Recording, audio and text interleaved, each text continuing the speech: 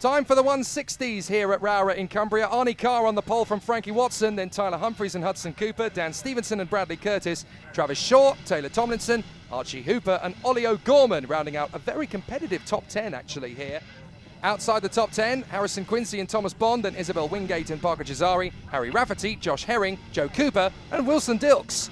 This should be plenty of excitement for our 160s. Is this going to be a hard charge forward for the pole sitter Arnie Carr? He's not got the best start. He's actually going to drop back into third position off the line. So a very tricky launch here at Rowrah as the riders make their way through the chicane and up towards McRae's for the first time. Arnie Carr immediately trying to get back into second place, and he's done it. So he's right back on the horse. Well, looking at the grid positions there, it looks to me like the riders were out of position. I'm sure that... Arnie Carr, sorry to cut you off there, Alan, but he had to try again for the inside of the hairpin and almost ended off clattering into his opponent. Yeah, it was showing the 14 bike of Frankie Watson on P2, but I'm sure he was on the second row, so I'm not sure what's happened to where they started. But anyway, we're into the race now. And so this is where things are going to get pretty spicy for the leader.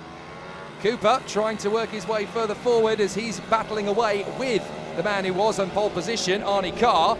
And they are giving chase to our race leader up front, having a wonderful ride of it in the lead, with Cooper and Watson down in fourth position by the look of it. So Arnie Carr is there in third. Your leader is still Humphries. Not anymore for Arnie Carr in third position. He gets back on the inside of Hudson Cooper, and they're racing side by side down to Iredale's. Can Carr strengthen his position in second this time?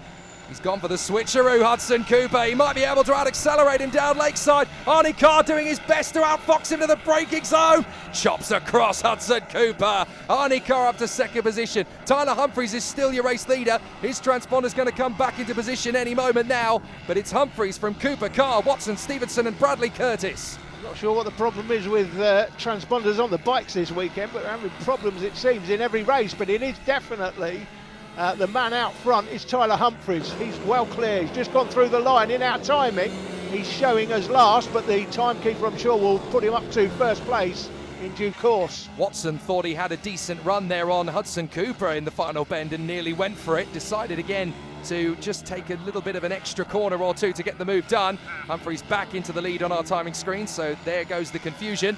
Carr in second, Cooper in third, and here comes Frankie Watson. A little bit faster, off the throttle, on the way down Lakeside, into Stewart, leaning the bike in, hoping for a decent trajectory through.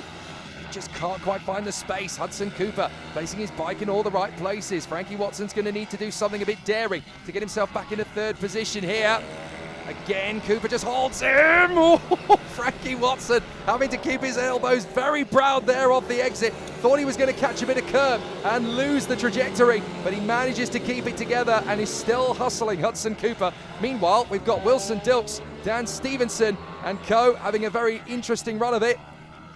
Big battles going on further back. That's a choppy move on the inside of Hudson Cooper. That's Wilson Dilks making an impression, but again having to be a little bit hesitant under the brakes, and these two going wheel to wheel as they run through. So Humphries is now your leader, then Carr, then Wilson Dilks challenging Hudson Cooper. Can he make it through and finish the job? He does, with Frankie Watson and Dan Stevenson giving chase, but Wilson Dilks, that was some heroics to get into P3. Good four-bike battle here. I think this is the main battle on the track now. The leader's checked out and Arnie Carr has gapped these chasing behind. Ooh, look at the run wide there from Wilson Dilks as in third position. He challenges, and that's back up the inside from Stevenson. Stevenson gets the run there on Frankie Watson. That puts him up into fifth position on his very retro liveried bike of his in fifth position. Looks very cool and very old school. A little bit further back, we've got battles aplenty as well. I think that's Shaw versus Quincy, as very nearly Dan Stevenson got the run there on Hudson Cooper.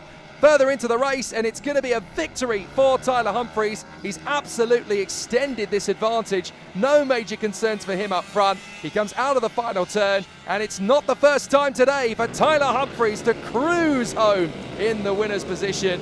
Arnie Carr will come home in second position. That is the 12 of Archie Hooper, coming home in 11th place, having been lapped. Arnie Carr, solid ride in second position, and it's Wilson Dilks that charges to third in front of Cooper, Stevenson and Frankie Watson. Bradley Curtis P7 in front of Travis Shaw, with Harrison Quincy and Ollie O'Gorman rounding out the top 10. We've had plenty of excitement and drama in race 2 of our individual classes here at Rowrah, and that will bring us to the end of this part of the programme. Yeah, that's all we've got time for here in part 1. Join us for the final races of the weekend in part 2, coming soon.